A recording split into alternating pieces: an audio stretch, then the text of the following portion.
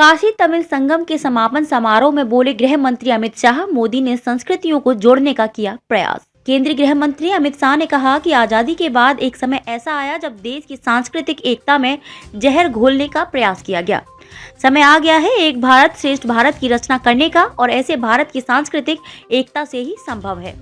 उन्होंने उत्तर और दक्षिण भारत को करीब लाने के लिए 1 माह तक चले काशी तमिल संगम के समापन समारोह में ये बात कही। इस अवसर पर मुख्यमंत्री योगी आदित्यनाथ ने कहा कि 1 महीने में तमिलनाडु से अलग अलग समूहों में आकर लोगों ने न केवल विश्व को दी प्राचीनतम सभ्यता। इस अवसर पर मुख्यमंत्री योगी आदित्यनाथ ने कहा कि 1 महीने में तमिलनाडु से अलग अलग समूहों में आकर लोगों ने न केवल विश्व को 2 प्राचीनतम सभ्यता और संस्कृति को जाना, एक भारत श्रेष्ठ भारत की कल्पना को मूर्त रूप होते हुए भी देखा है।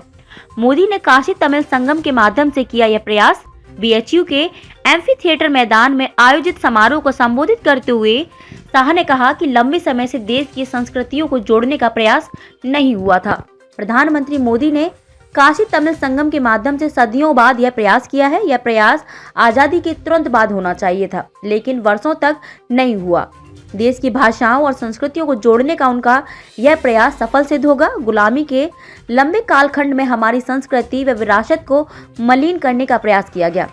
मोदी ने स्वतंत्रता के अमृत काल में सांस्कृतिक पुनर्जागरण का काम किया। उनकी कल्पना काशी तमिल संगम की पूर्णाहुति होने जा रही है, मगर यह पूर्णाहुति नहीं, प्रारंभ है। तमिलनाडु और काशी की महान संस्कृति, कला, दर्शन, ज्ञान के मिलन की शुरुआत है। तमिलनाडु से आए भाई बहन काशी से गंगा जल ले जाकर रामेश्वरम में अभिषेक करें, और जब आएं तो वहां की मिट्टी गंगा की रेत में मिलाएं। इस अवसर पर उन्होंने 2 पुस्तकों मोदी ड्रीम्स मीट डिलीवरी और अंबेडकर एवं मोदी सुधारक का विचार परफॉर्मर का काम के तमिल अनुवाद का विमोचन भी किया।